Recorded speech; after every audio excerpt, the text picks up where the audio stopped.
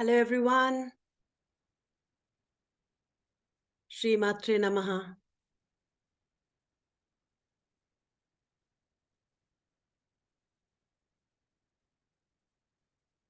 Shri Gurubhyo Namaha.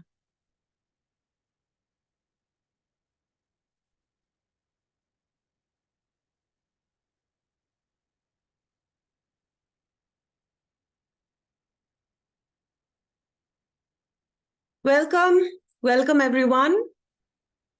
Swatantra Institute welcomes you to our 7th session of Decrypting You, a journey of finding love through self-discovery through the magnificent namas of Lalitā Sahasranāma. And we would love to hear how your journey has been so far, and you can share or ask questions, relevant questions here after our class, or for deep inner work with the namas, you can also share in our Living Shakti Facebook page, where a new thread is created for sharing after each class. Also remember that our next session will be on 24th September, 1:30 p.m. EST after our Sangha call. So in the last class, we have continued the exploration through verses 9, 10, and 11, the deeper meanings of Devi's form, from the rosy effulgence of her cheeks to her fragrant, sweet smile, and also the remembering of the specific nama to aid our speech when we are communicating with others. One of the takeaways for me has been doing the meditation shared by Kavitha Amma on seeing my reflection in the mirror as Devi's form. And in doing so, in that process, I was continuously reminded of my vain thoughts, my self-centered thoughts, how vain I am, and all the contractions that come with those thoughts.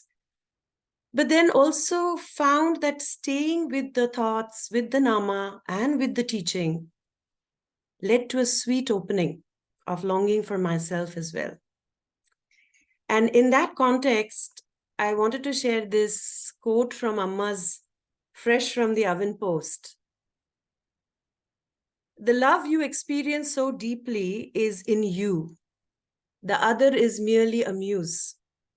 You are sad, enraged, or devastated because you love so much. Feel this in all its manifestations.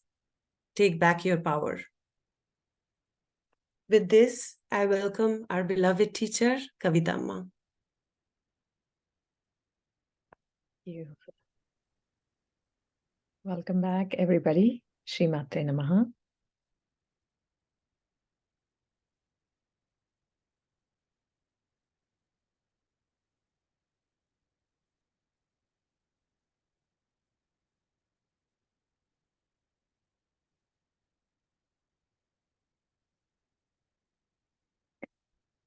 Welcome to this session of Decrypting You through the Lalitā Sahasranāma. Thank you, Tanu, for the wonderful introduction and also for sharing your personal experience. Before we get in, I want to encourage you all to really follow this procedure that Tanu was talking about, which is to put into practice this thing that we are learning here. Otherwise, it's useless concept knowledge. Who cares?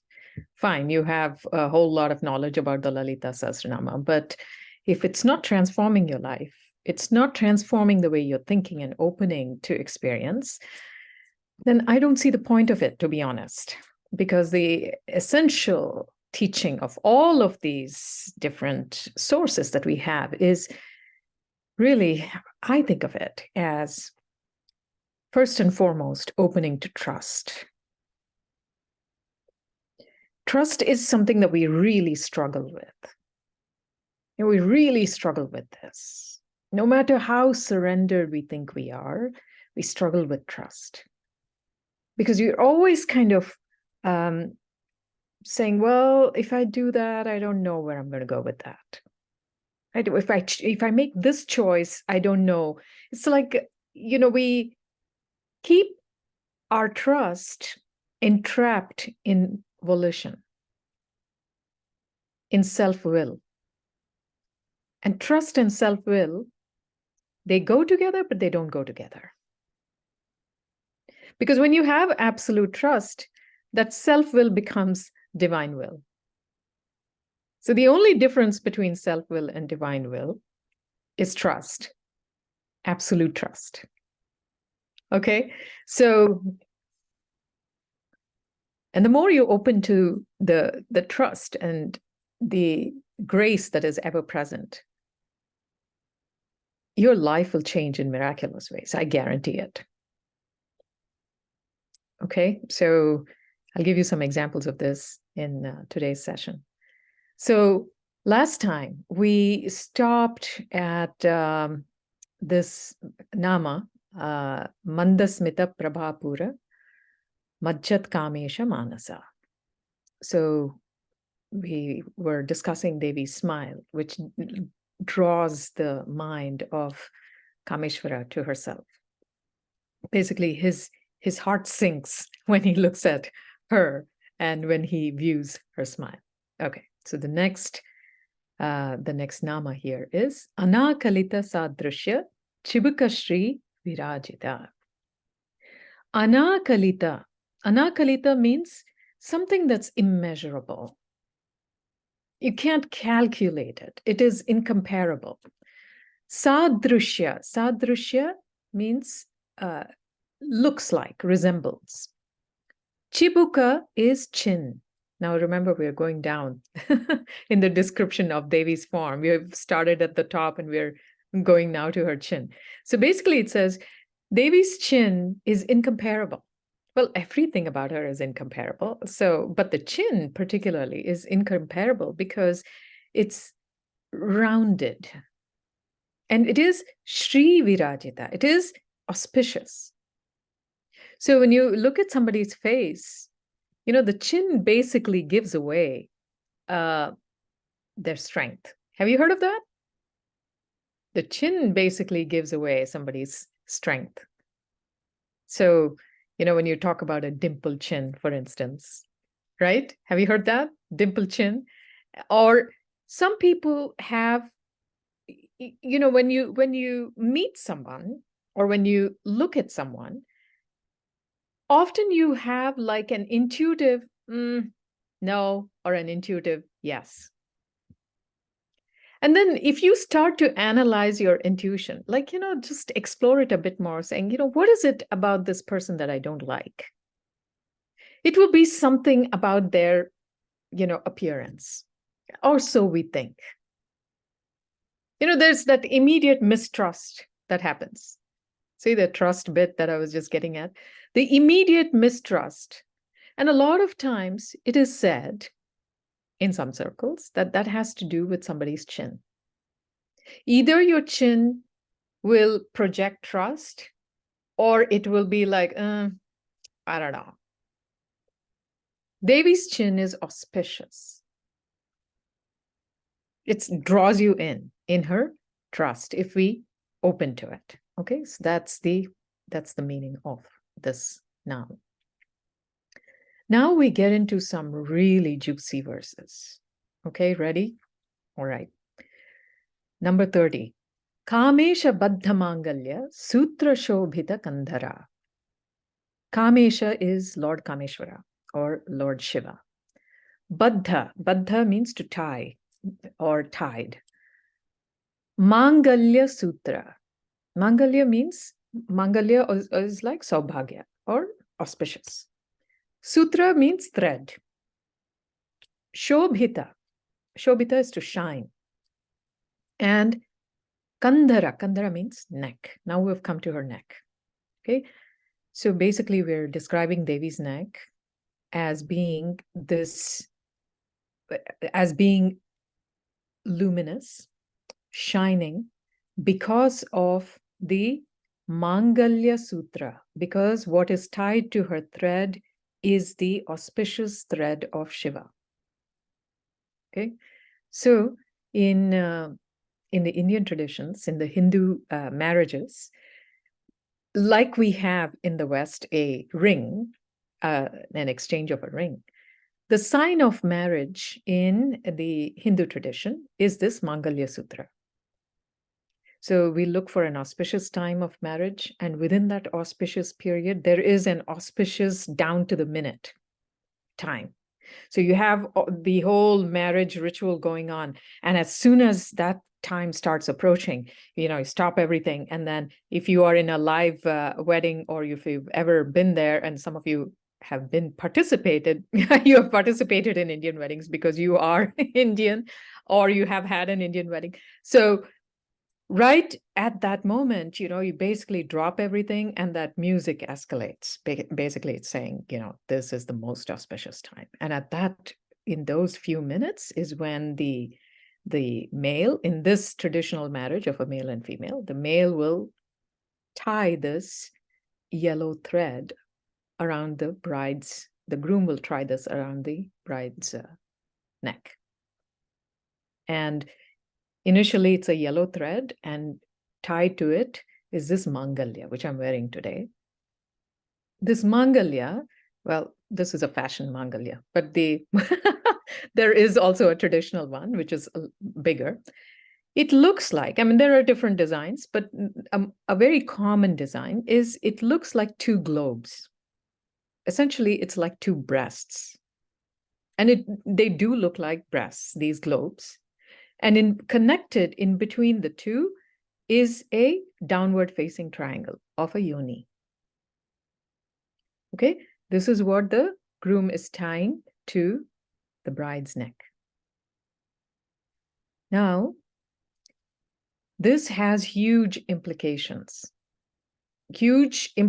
from physiology to all the way down up to the esoteric. Now, this whole thing, right, of a marriage is symbolic of a woman coming into her full orgasmic power. Because in the traditional sense, it is marriage that brings together a woman's, opens up her sexuality, her orgasmic power, which is her birth-giving capacity to procreate. But it's also a rebirth, so to speak, for a woman, because this is the enlivening of her sexual power, her orgasmic power. Because what is latently held in this, you can think of this as like an atom bomb, right? This kind of power that a woman holds in her ovaries, in her system, is unleashed with this act of what? We call it marriage, but actually it is the beginning of her exploration of her own power, her sexual power. Of course, it opens up her ability to give birth, right?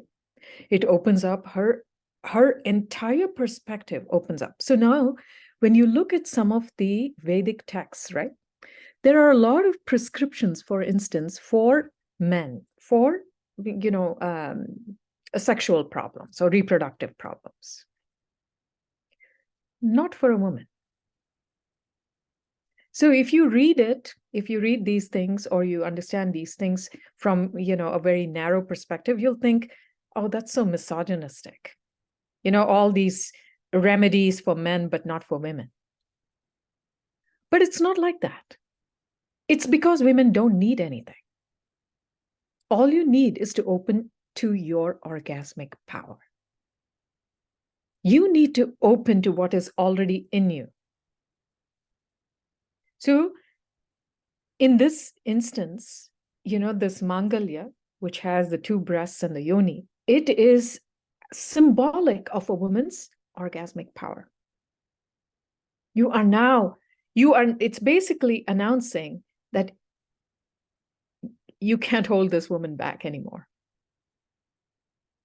She is now going to explode.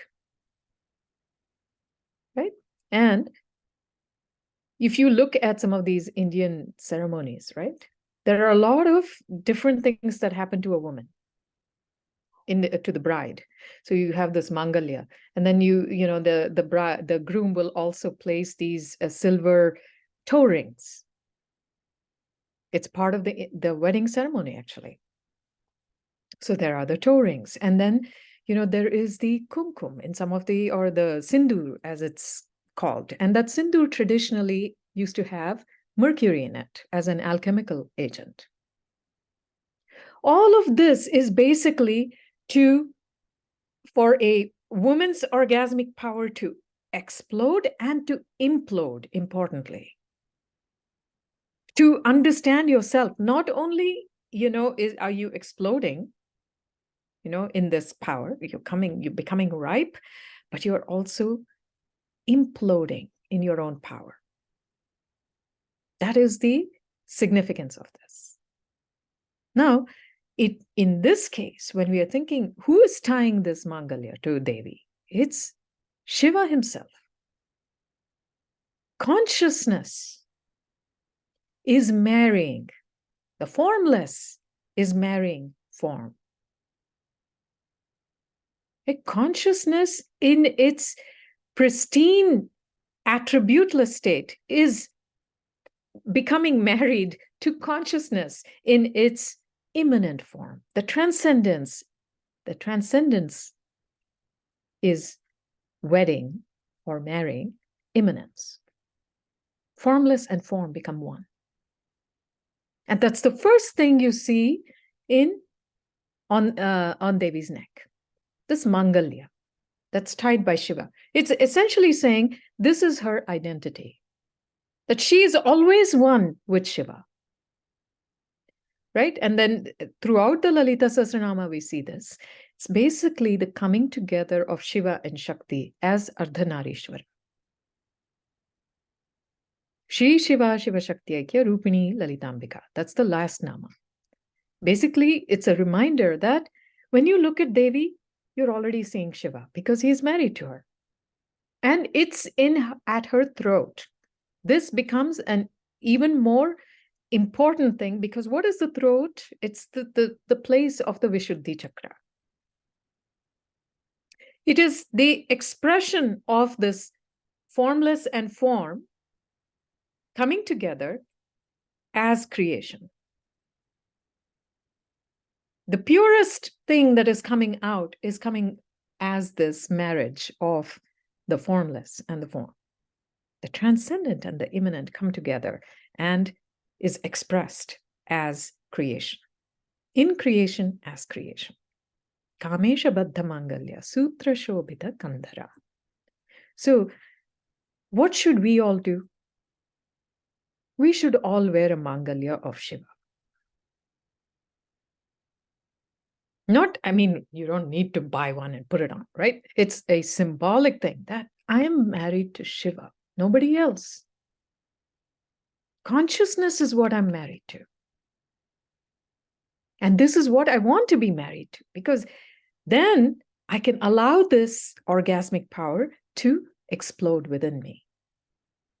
Because that orgasmic power is known by several names, including Kundalini. Okay?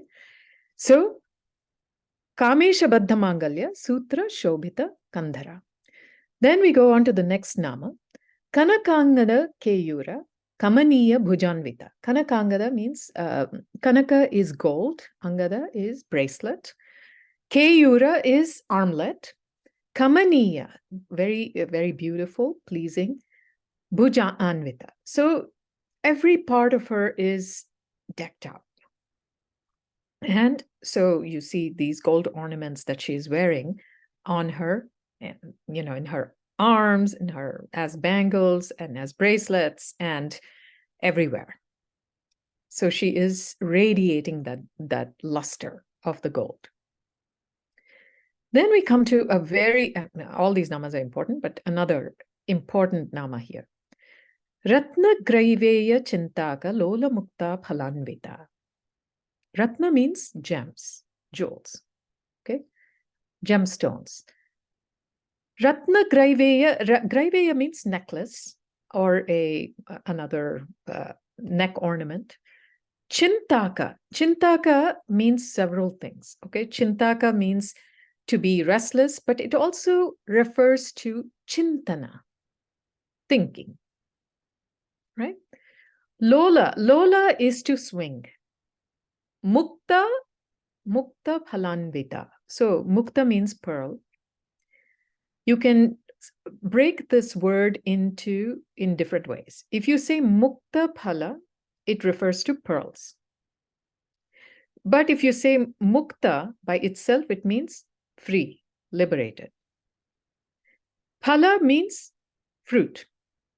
You can say phalanvita or you can say phala anvita. So phala means fruit, anvita means along with, together. So in one sentence, this nama means Devi is the one who is wearing a necklace studded with gems and with pearls, like a pendant with pearls that sway. Okay? Very pretty necklace.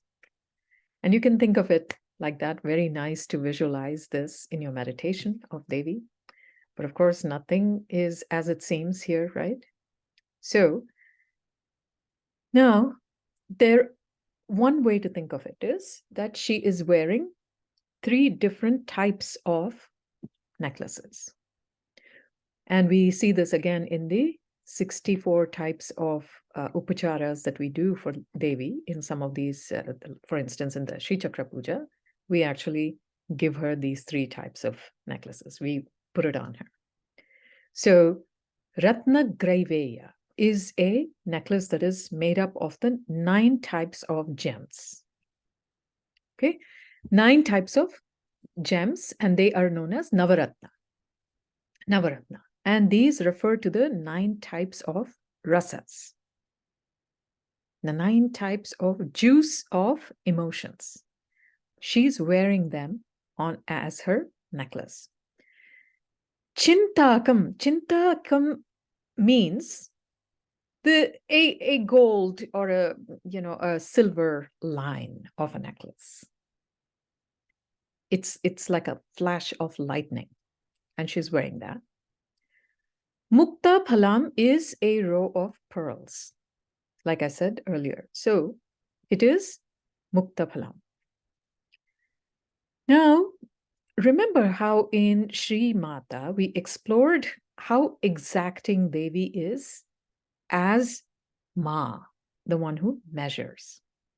This comes back to that particular concept as well, because here we see that Devi's exacting way of being, her exacting way of operation is what we are seeing in this nama. So our sadhana, our practice, and our ability to open to her trust is rewarded exactly according to our capacity. So whatever our capacity is, however we are engaging with her is how we will be rewarded. So these 3 necklaces denote different stages of our sadhana, of our practice. So initially we are like that, the dangling pendant, Lola. Lola means unsteady. We are like that. So we basically, we keep swaying like that pendant. One day we're okay, we are trusting. The next day something happens, you're like, no, not anymore. And then something else happens, you're like, oh, yeah, that's true. Now, I don't know why I did that. But soon you forget and you're back to, no, not anymore.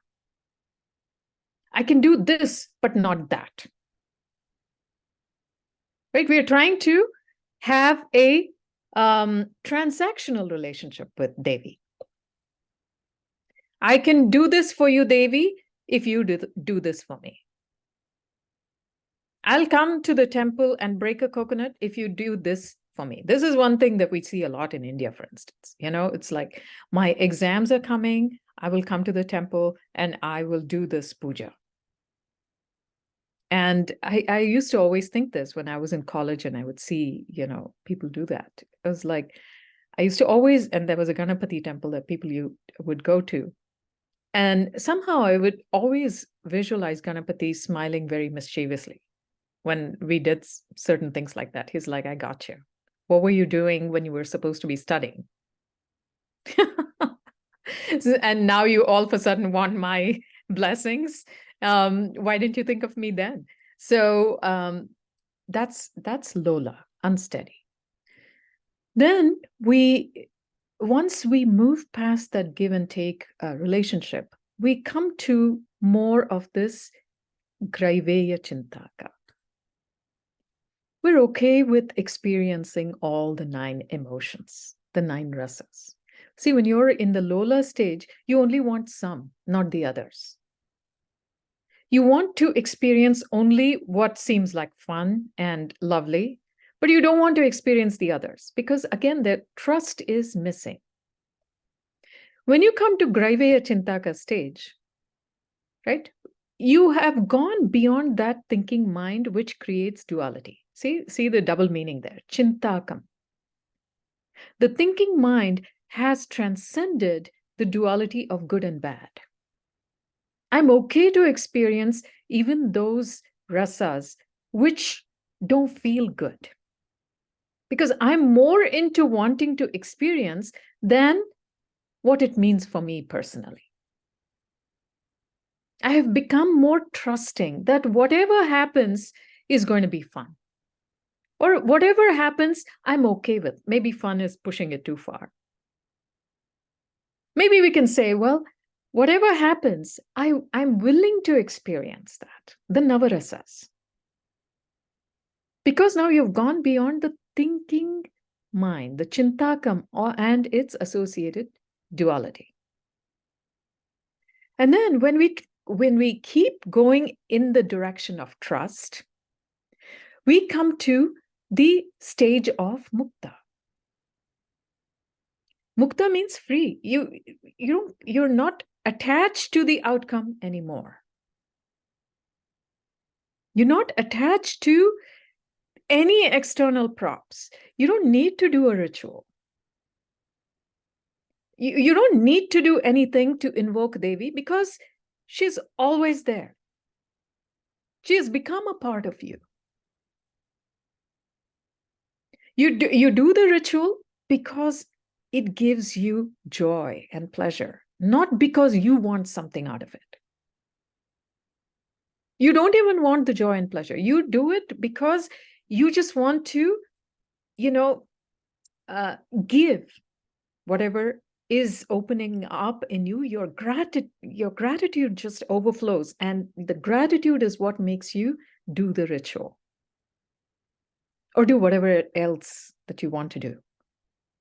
It's not a give and take transaction anymore. You're free of that because now you've transcended, remember, the thinking mind, and you are completely established in wanting to experience all the Navarasas. And when you come to that, you arrive at mukta. You arrive at that freedom once you are open to all experience. And opening to all experience requires you to transcend the thinking mind of duality, of this Lola, which goes between black and white, good and bad, and so on and so forth. Making sense? So, and she's wearing all of that, again, at her neck. Because, remember, from her perspective, whether you are the one that is wavering or whether you're the one that is experiencing the rasas, or whether you're the one that is free of these kinds of constraints, she is all of it. She is expressing as all of it. That's why it's at her throat. Expression. Right? She is all of these. From our perspective, it looks like we are changing. But from her perspective, she's all of it. right? Making sense? Okay. Then we have the next nama, number 33. Kameshwara Premaratna Mani Pratipanasthani. This is actually one of my favorite namas, and something that I really, try to ask my students to contemplate on, because it's such a beautiful nama. I recommend you all do the same. Kameshwara. Kameshwara is Shiva. Prema. Kameshwara, Prema. Ratna. Prema is love. Ratna is jewel, right? So, gem. Money is also jewel, or gem, jewels, whatever. Pratiparnastani. Pratiparna means reciprocate. Stani means breasts. Now we have come down a little bit and we are examining Devi's form in this way. Kameshwara Premaratna Mani Pratipanastani. She, Devi, is the one who reciprocates Kameshwara's love. Now, Kameshwara is deeply in love with her. And to reciprocate, in her reciprocation of his love, she offers her breasts to him. Okay? In exchange for his love, she gives him her breasts as gifts. So, what is love? What is prema? Love is identification. This is what Swami Chinmayananda used to say. Love is identification. Absolute love is where you become one with the other. There is no separation between you and the other. When you say I, it also refers to them. When you say them, I is included in them. So it is absolute identification. So who do we truly love? We love those that we identify with. Right? When we say, I love my child, for instance, I identify with my child. It can also be a problem, right? If it's not necessarily all good, if that is not examined. But identification is what creates this experience of prema or love, where this boundary between me and not me tends to blur and it tends to drop away. So when we say, I love Kameshwara, I love Shiva, it means I've become one with him, or I want to become identified with him. Isn't that what we all want in love? We want to dissolve in the other. That's love. That's the longing we have. I want to dissolve in the other, right? So here what happens is when this understanding of Shiva and Shakti are one. But when Shiva and Shakti separate, that's when creation begins. So, and we were examining this actually in yesterday's class on the Nitya Devis. So when Devi, it's like Shiva is here as the absolute attributeless consciousness. And Shakti is all attributes. She is the world. But she has two different ways of being. When Shakti turns towards Shiva, she forgets the world. She becomes one with him. When she turns towards the world, she forgets him and she becomes one with the world. And in between these two poles, the universe moves. But this is not only true for Shakti. It's also true for us. Moment to moment, it is true for us. When you become so engaged with, something, you become identified with something, you forget everything else. When you go to something else or to that everything else, you forget this, even momentarily. Isn't that the case? Think of it. You're always absorbed in one pole or the other. So when Shakti turns to Shiva, she becomes one with him. When she turns away from Shiva, she becomes one with the world. Right? And this is known as Spanda. This movement of Shakti is known as Spanda. So when the universe basically manifests, when she turns away from Shiva and she becomes the other for him, and she nourishes this otherness with her breasts. So in exchange for his love, what she's doing is she is creating this universe, this all of creation. Not only is she creating it, she is actually nourishing it. Because remember, when she creates the world, she brings Shiva with her. And when she brings Shiva with her, it's her identification with Shiva that she brings into creation. And he loves her so much, right? And the only way she can exchange or do anything for him in reciprocation is to nourish whatever has been created from him. And that nourishment is symbolized by her breasts. So in other words, we are all being nourished by Devi's breasts. And her breasts can nourish because of his love. Because remember, look at the sequence of the namas too. So she's wearing his thread.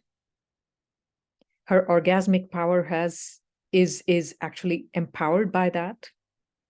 She has created this universe.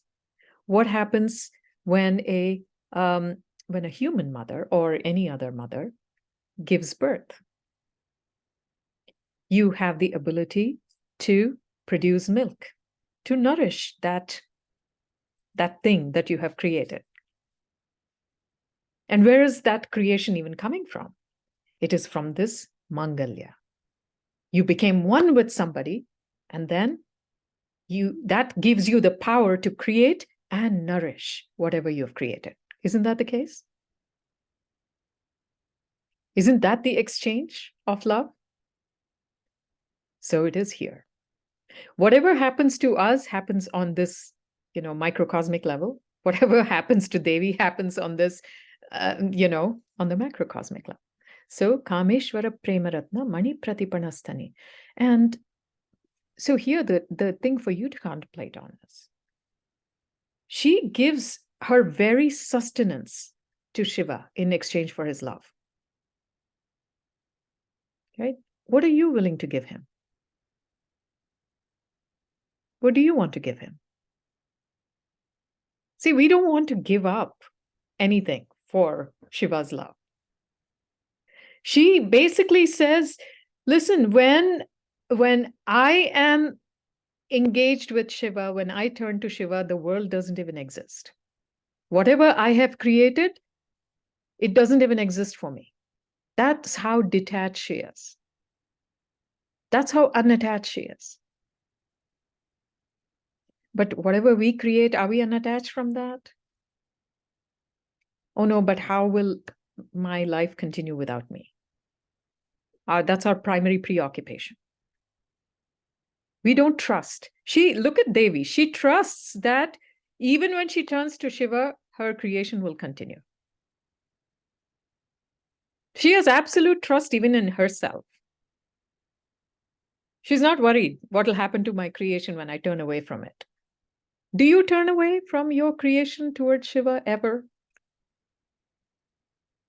Something to think about. Okay, that's what will take you from Lola to Mukta. Okay, at her throat. So, Nabhyalavali Romali, Nabhyalavala Romali, Lata Phala Kuchantvayi. Now we're coming down a little bit. Nabhyalavala. So, Nabhya means the navel. Coming from the navel, arising from the navel. Romali. Romali is a fine line of hair. Lata phala kuchadvai. Lata means creeper. Phala, fruit. Kuchadvai. Kuchadvai, again, we are talking about the breasts. The two breasts. So, Nabhyala vala romali lata phala kuchadvai, whose breasts are like two fruits of a creeper arising from her navel. Okay. Now, this fine line of hair that is going up from the navel of Devi is like a creeper. It's like a creeper of a bees, creeper of bees, as my Paramaguru, Sri Amritanandanatha Saraswati says. It's like a creeper of bees. And her globes of breasts, her breasts are like globes. They are like two fruits of that creeper. And we are going to go on to the next one because it'll all come together there. Okay. Number 35. Laksha Romalata Dhara Tasamunneya Madhyama. Laksha is noticeable or barely noticeable. Okay. Laksha Roma is hair. Lata again, creeper. Dharata is to support. Samunneya means inference. Madhyama is her middle, her waist. So it says her waist is so tiny. Devi's waist is so tiny. It's like it's almost invisible. And the only proof that she has a waist, like the way we can infer that she has a waist, is that she has these 3 lines, okay, 3 lines of hair along her waist. That's the only proof we have that she has a waist. Now, yeah, a tiny waist is a sign of beauty in many cultures. And maybe that's what we're talking about here, or so you may think. But this has huge, huge implications. Okay. So the let me go to the next one and then I'll talk about all of them together. Number 36, Tana Bhara Dalan Madhya Patta Bandha Valitraya. So the Stana Bhara, the weight of her breasts, Dalan Madhya, it's as if Dalan means to break. Madhya is again her waist. Patta Bandha Valitraya. So Patta Bandha means it looks like a waist belt. Okay. Patta Bandha Valitraya. Valitraya is the 3 folds I was talking about. So it basically says Devi is one whose waist has a girdle that she's wearing, a waist belt. But this waist belt, right above that, there are 3 little lines or folds of skin. And these are required. These are the only, these 3 folds of skin are the ones supporting her big breasts. Again, talking about her waist. So this is a very important and a very esoteric nama, actually, these 3 namas together. When you talk about Devi's waist, it's almost invisible. So basically, you're talking about what is it that connects 2 things. So here are her breasts which are heavy, and then there is the lower body. The waist is what is in between. And the waist is that part of the body that connects the lower belly and the abdomen and the chest. Right? The waist is that part of the body. and it is nearly invisible. And when it is invisible, but yet supporting something, then what are we referring to here? So this refers to that principle that connects two visible things. Two obvious visible things that are connected by a third invisible thing. At the highest level, we are talking about that invisible waste between the subject and the object. That process of observation that is between the observer and the observed. You are here and the world is there. You are observing the world. You are observing, you are witnessing the world. What is that invisible thread that connects you and that which is not you? That thread is like Devi's waist. In the physical body, if you look at where the waist is, there is the fire of the belly, which is the seat of the samana vayu, and the chest, which is the seat of the vyana vayu. Vyana, it goes in the outward direction. Samana is in the inward direction. Right? You take in and you expand, give out.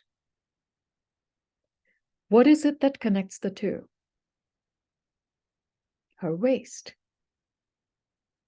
Everything that is taken in, digested, brought in together, and then put out through your circulatory system or through the vyana vayu is this invisible thread. On the most esoteric level, this is the Sushumna Nadi, which carries the force of transformation as the Kundalini. Very subtle, very, very subtle. You know, those of you who are more familiar with this anatomy of the Sushumna Nadi, there is a Sushumna Nadi, and inside that is another Nadi. Inside that is yet another Nadi. And in that Amrita Nadi or the Brahma Nadi is where you see the Kundalini. It is that fine. And you can only arrive at it by inference. It's not anything you can see. Right? Nadis are not something you can see. Right? So there is the connection between the samana vayu, vyana vayu, the centripetal forces. If you look at cell structures, there is a cellular gap junction between the cells, which is the communication between the cells, which is invisible. If you look at neurons, there are the synapses between the neurons, invisible, but yet there is that connection. Now, if you look at galaxies, there are these cosmic filaments which connect galaxies. Very fine, invisible threads. Now, when you are connected with someone, do you feel an energetic bond with them? Can you see it? It's there, right? That which is invisible between two is like Devi's waist. At the most microcosmic level, as well as the most macrocosmic level, that which connects is Devi's waist. That which brings together and connects the two. Now, again, my Paramaguru gives this incredible explanation of that primordial triad of the observer, the observed, and the process of observation. Now, if you stand apart from both the observer and the observed,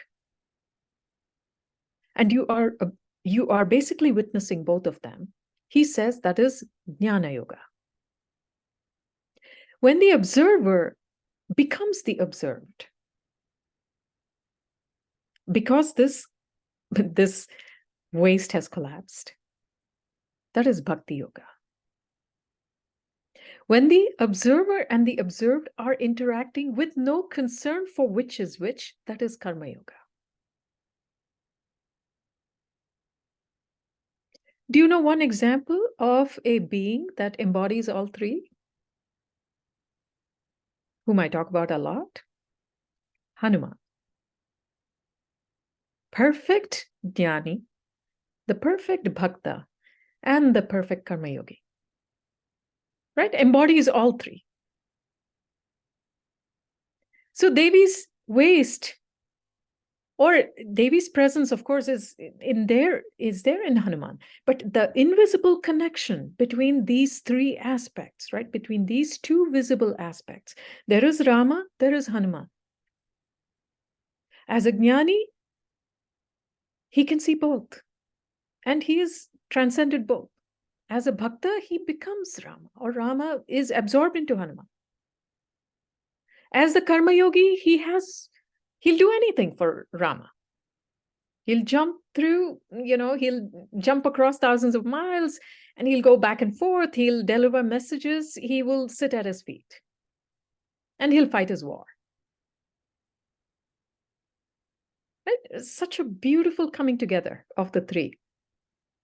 Two becoming one through the third invisible process. That is Devi's waist, which holds up this sustenance that nourishes the world, right? Her belly, her lower body, which we will come to in the next class, which is where she is grounded, and her upper body, that is the Devaloka, that is the transcendent. And the invisible thread between the two is her waist. So contemplate this, meditate on Devi's incredible form. The biggest mistake we can make is to limit her in a picture. I encourage you to see Devi in everything. When you're going about your day and you see things, see where she is in that. And that will change it. And opening to trust is the most important thing we can do. And whether you call it opening to trust, opening to love, opening to whatever, opening is the key. Okay, so I'll stop here and we'll take it up in the next class. So take it easy, everyone. And oh, wait, I'll take any questions if you have any.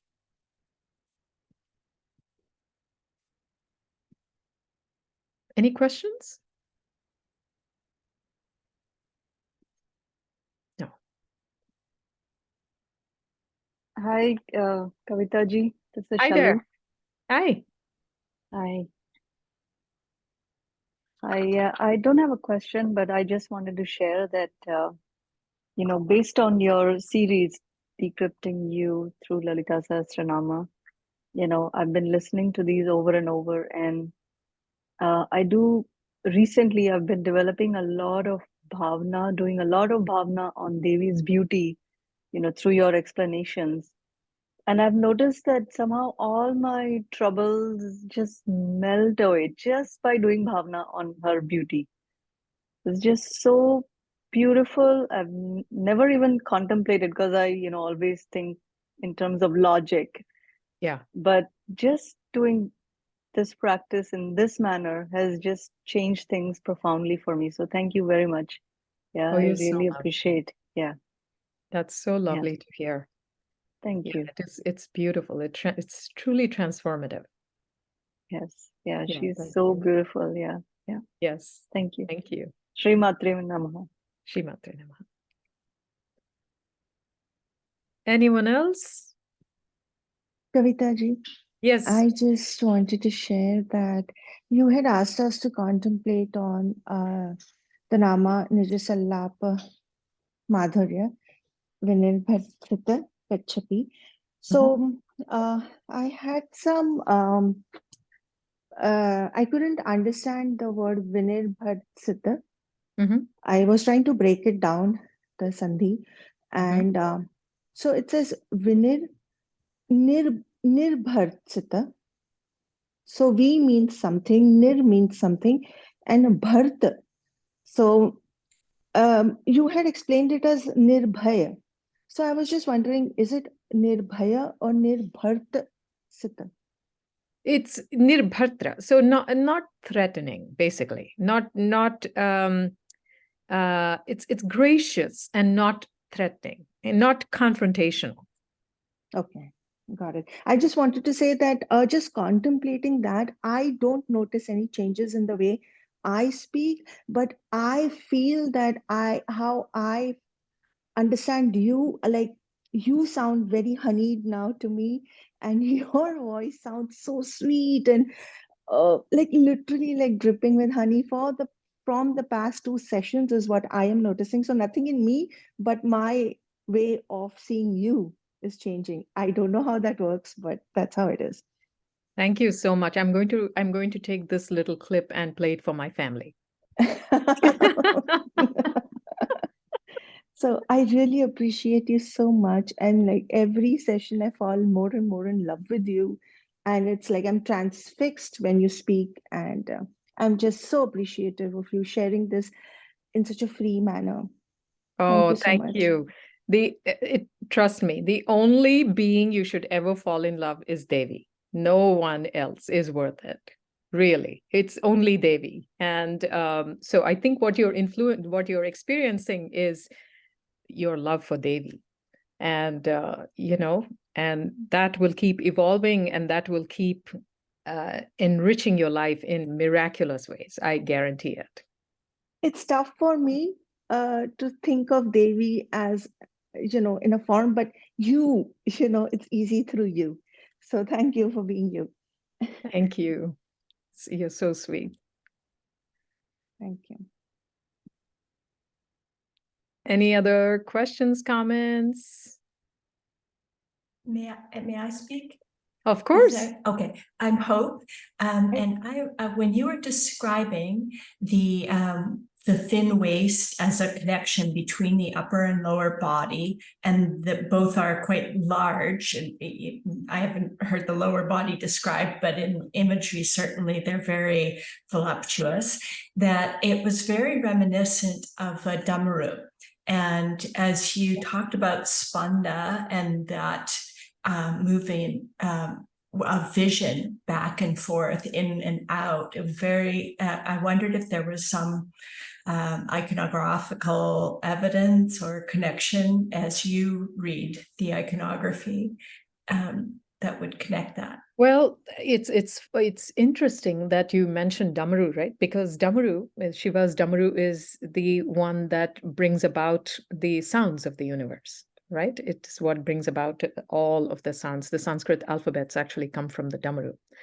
And see how we've been talking about her throat and her expression, and then this waist and all of this, right? So if you say the Damaru is what creates the sound, but that sound is coming from her Vishuddhi, you see?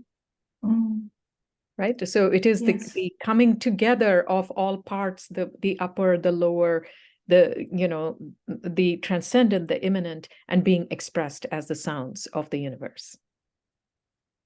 Lovely. So would you say then that there is a feminine component to the Damaru in iconographical evidence? Okay. Absolutely. I mean, that's why we talk about, and I'm sure we will be coming across that, but the expression, right, of, even if you look at the Panchadashi mantra, for instance, which we will come to in here.